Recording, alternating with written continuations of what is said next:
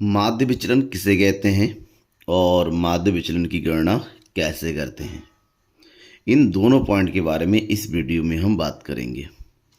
माध्य विचलन की गणना व्यक्तिगत श्रेणी में और खंडित श्रेणी में, व्यक्तिगत और खंडित श्रेणी में कैसे किया जाता है वो करेंगे, और सतत श्रेणी में के लिए हम नेक्स्ट वीडियो लेके आएंगे।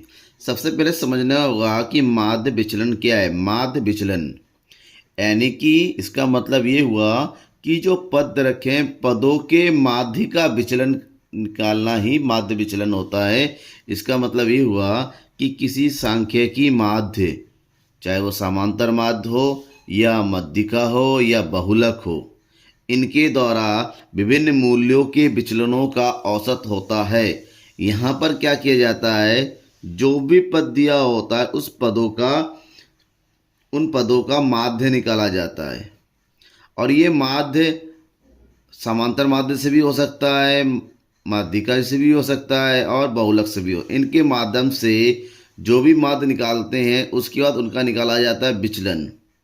विचलन यानी कि डी, और फिर उन विचलनों का औसत निकाला जाता है। ठीक है ना, उन विचलनों का क्या निकाला जाएगा, औसत निकाला जाता है। तो उसे ही हम बोलेंगे माध्य विचलन यानी कि एम डी।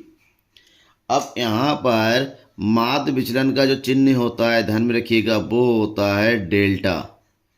अब जिस माध्यम से माध्य निकाला, चाहे वो समांतर माध्य से निकाला जाता है तो लिखाते हैं डेल्टा एक्स, और अगर माध्यिका से निकालते हैं तो डेल्टा एम, और अगर बहुलक से निकालते लिखते हैं डेल्टा जेड। ये माध्य विचलन का चिन्ह होता है। और माध्य, यहाँ पर माध्य का विचलन निकाला जाता है, पदों का नहीं। पहले हम जो माध्य निकालने के लिए पदों का विचलन निकालते थे तो x में से a माइनस करते थे तो d आता था।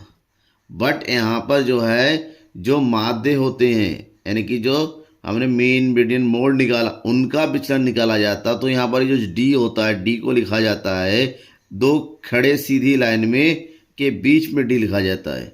अब खड़ी सीधी लाइन के बीच में डी लिखा जाने का मतलब ये होता है कि यहाँ पर प्लस या माइनस का कोई रोल नहीं होता। यहाँ पर सारे माइनस को पॉजिटिव ही माना जाता है, यानी कि कोई भी चीज़ यहाँ पर नेगेटिव नहीं होता।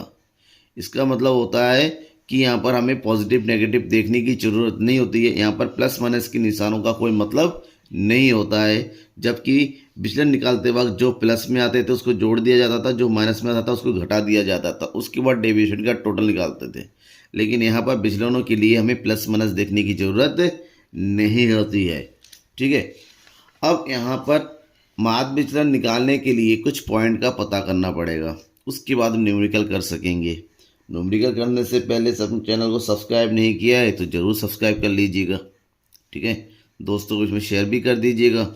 हाँ, मैं बात ही कर रहा था कि माध्य विचलन की गणना कैसे की जाए। माध्य विचलन की गणना करने के लिए सबसे पहली बात तो ये आपको ज़रूरत पड़ेगी मीन मीडियन मोड, तीनों में से किसी एक की। तो यहाँ पर सबसे पहले ज़रूरत होती है कि हम किस माध्य का चुनाव करें। सबसे पहली ज़रूरत है हम किस माध्य का चुनाव करें कैलकुलेट करने के लिए।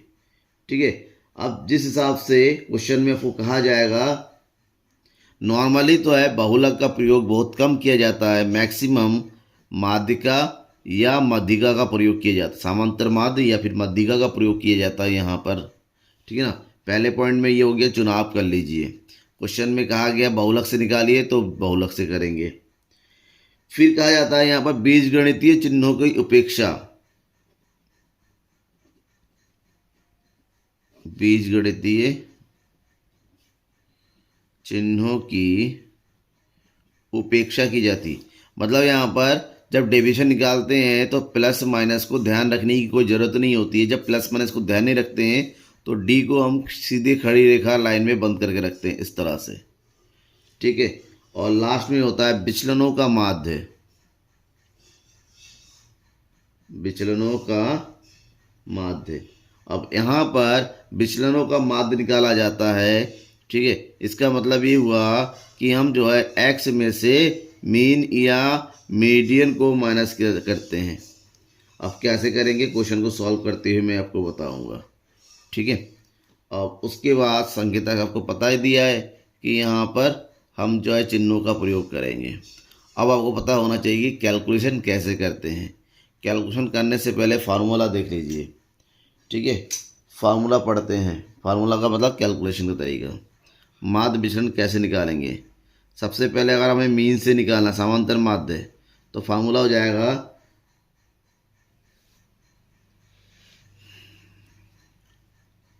Summation D X bar upon N, ये पहला। अगर हमें मीडियन से निकालना है तो ये हो जाएगा summation D M upon N. भाई मोड से निकालना है तो ये हो जाएगा, यानी कि सेम वही है कि कैलकुलेशन में मीन मीडियन मोड आ जाएगा, ठीक है। इसका मतलब ये समांतर माध्य के प्रयोग से कर रहे हैं, इसका मतलब माध्यिका से कर रहे हैं, इसका मतलब बहुलक से कर रहे हैं, ठीक है। अब व्यक्तिगत श्रेणी का एक क्वेश्चन है हमारे पास।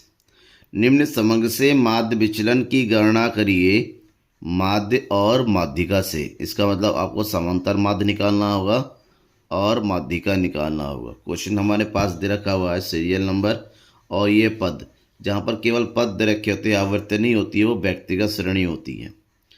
इस क्वेश्चन से हमें सबसे पहले माध्य का प्रयोग करना है और हमें निकालना है माध्य विचलन, ठीक है। अब समांतर व्यक्तिगत श्रेणी में समांतर माध्य निकाला जाता है पहले, जिसका फार्मूला होता है mean equal to summation X upon N. तो हमें एन निकाल, एन तो 9 है, समेसन एक्स निकालना। समेसन एक्स का मतलब एक्स का टोटल करना है, ठीक है। एक्स का टोटल कीजिए, ये आ जाएगा आपका 504, ये हो गया समेसन एक्स, ठीक है। अब मीन निकालिए, दैट इज मीन बराबर 504/9।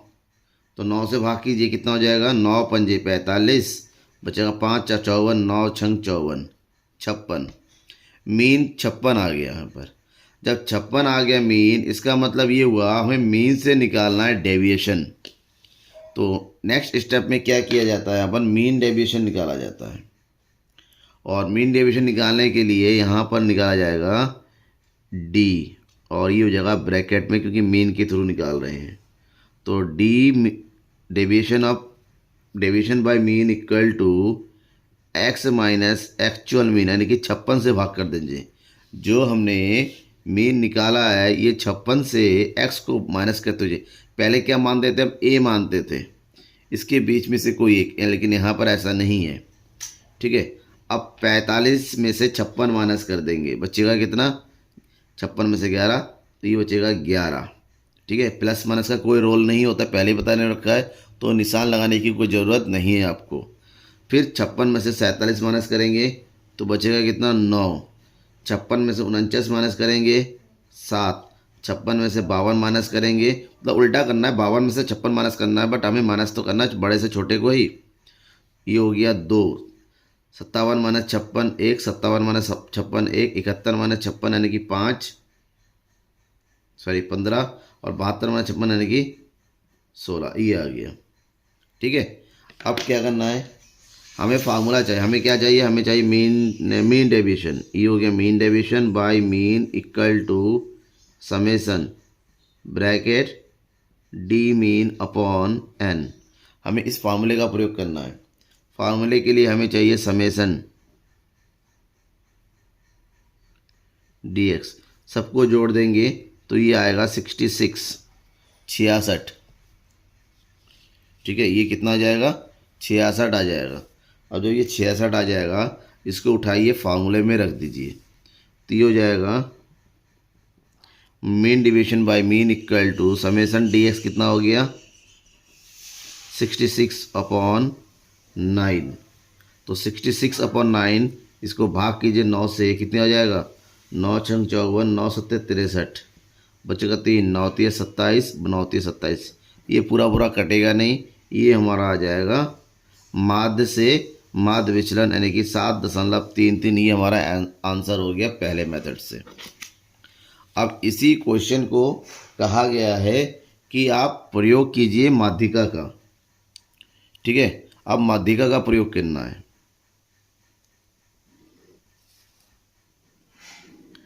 अब माध्यिका निकालने के लिए इसमें से माध्यिका निकालना होगा।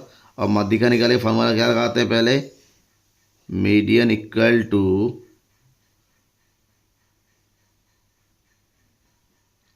n प्लस 1/2 पद।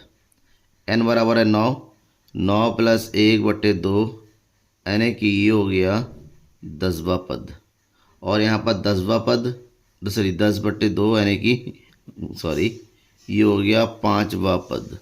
और यहाँ पर 5वां पद क्या है? 54 है। ठीक है, 5वां पद क्या हुआ? 54। तो यहाँ पर लिखिए 5वां पद 54 है, इसका मतलब हमारा मीन क्या है? मीन बराबर हो जाएगा 54। मीन अगर 54 है, अब इस मीन के थ्रू हमें निकालना है डेविएशन। ठीक है, तो क्योंकि हमें माध्यिका का प्रयोग करना है तो यहाँ पर डेविएशन निकालेंगे, यानी कि हो जाएगा D by median equal to x minus 54। ठीक है, अब 45 है x और मीडियन है 54। 45 में से 54 माइनस कीजिए, कितना बचेगा? 9। 47 में से 54 माइनस कीजिए 7। 49 में से 54 माइनस कीजिए 5। 52 में से 54 माइनस कीजिए 2। 54 में से 54 माइनस कीजिए 0। 57 में से माइनस करेंगे 3। 57 में से 3। 71 में से माइनस करेंगे 17 और 72 में से माइनस कर देंगे 18। ठीक है, आप क्या करना है? हमें इनका टोटल निकालना है। टोटल नीचे लिखा जाता है, थोड़ी स्पेस मैंने नहीं रखा तो टोटल यहाँ पर कर देंगे। ये हो जाएगा summation D M equal to, सबको जोड़ेंगे तो ये आ गया टोटल 64। 64 आ गया। अब हमें निकालना है mean deviation. Mean deviation by median equal to summation D M upon N. Summation D हमने निकाल रखा है कितना? 64। तो ये हो गया 64/9। तो 9 7 जा 63 बचेगा 1। 9 1 जा 1, 9 1 जा 1। ये आ गया आपका। ठीक है, क्लियर। अब इसी क्वेश्चन में अगर आपसे माध्य विचलन गुणांक पूछा जाता, ठीक है, क्या पूछा जाता? गुणांक, माध्य विचलन का गुणांक। अगर गुणांक पूछा जाता तो दोनों का अलग अलग, अगर माध्यिका का गुणांक इसका गुणांक होता पहले वाले का, तो यहाँ पर गुणांक निकालने के लिए हम क्या करते हैं? पहला फार्मूला लगाते हैं इसका, तो ये हो जाएगा आपका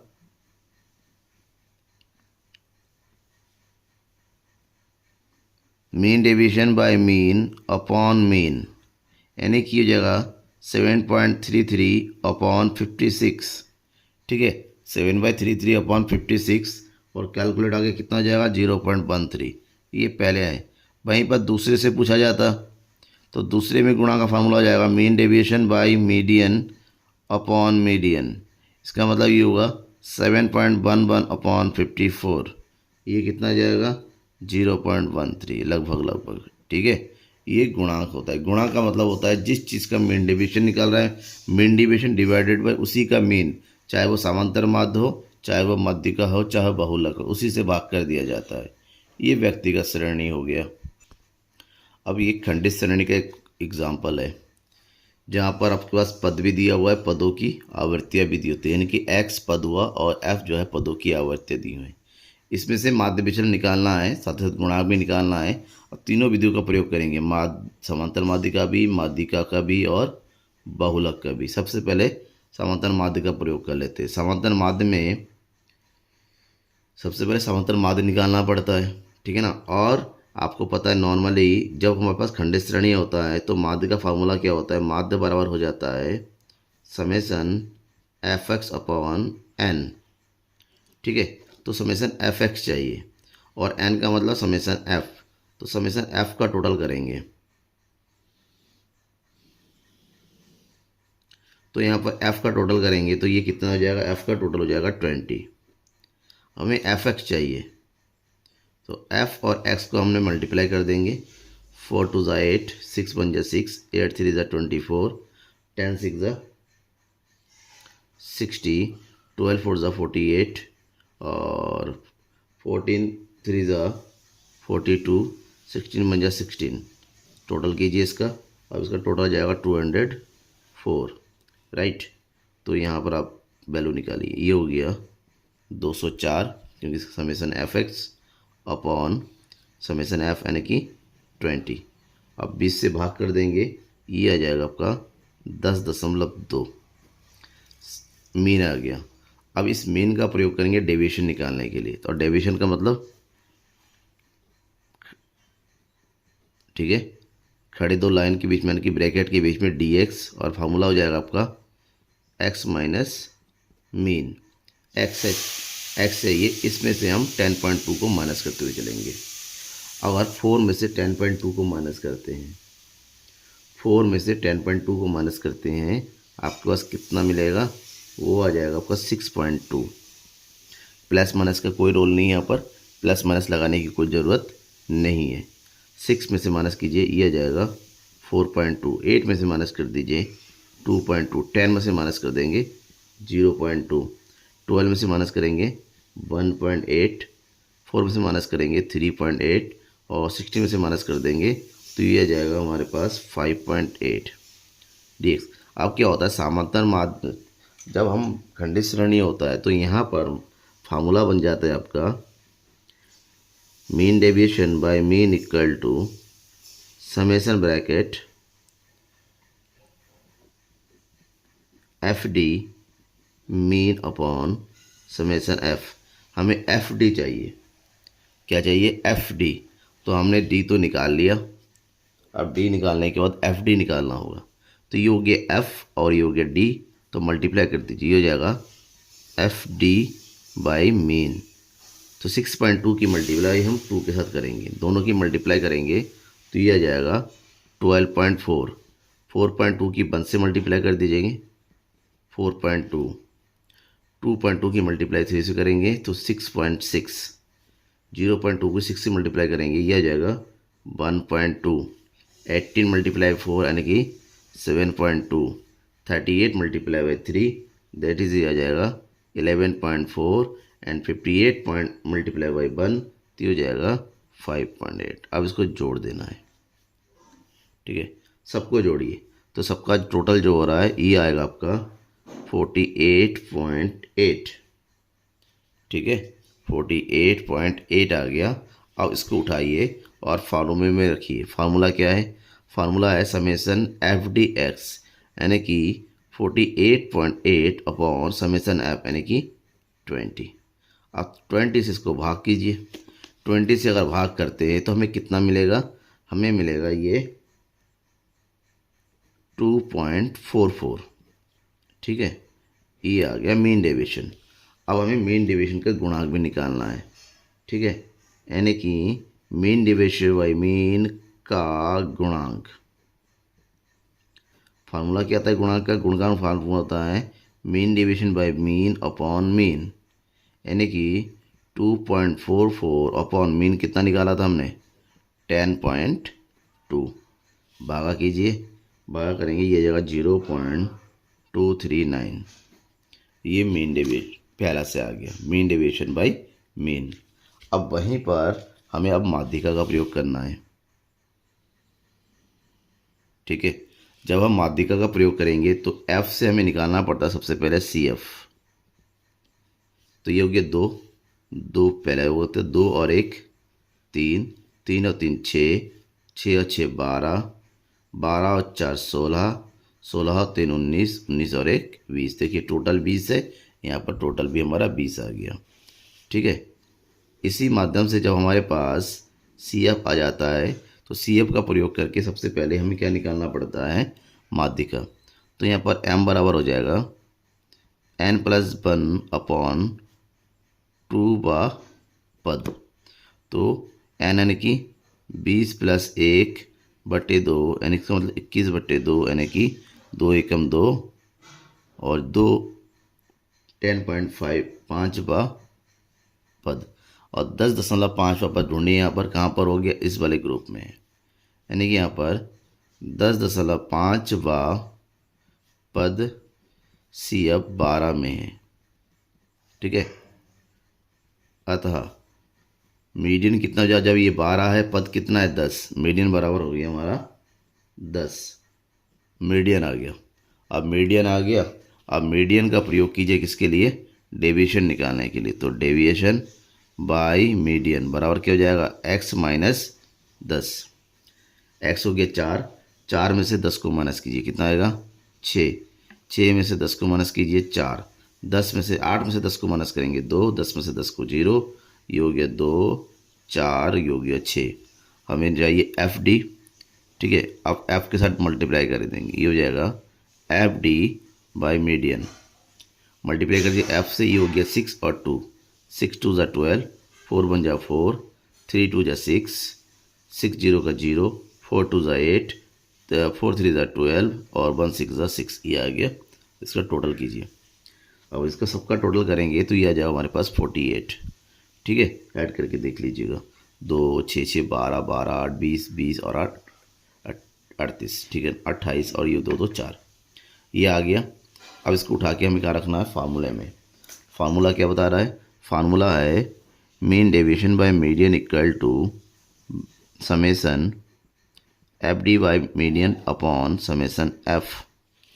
तो ये कितना आ जाएगा 48 अपॉन समेसन एफ कितना है 20। 48 को 20 से भाग कर दीजिए तो ये जाएगा 2.4। अब इसी का अगर गुणांक निकालना है तो गुणा का फार्मूला क्या हो जाएगा, mean deviation by median upon median. अब इस चिन्ह निशान को क्या बोलते हैं मैंने बताया नहीं, सॉरी, इसको निशान को बोलते हैं डेल्टा, डेल्टा एम, ठीक है ना, इसको बोलते हैं डेल्टा।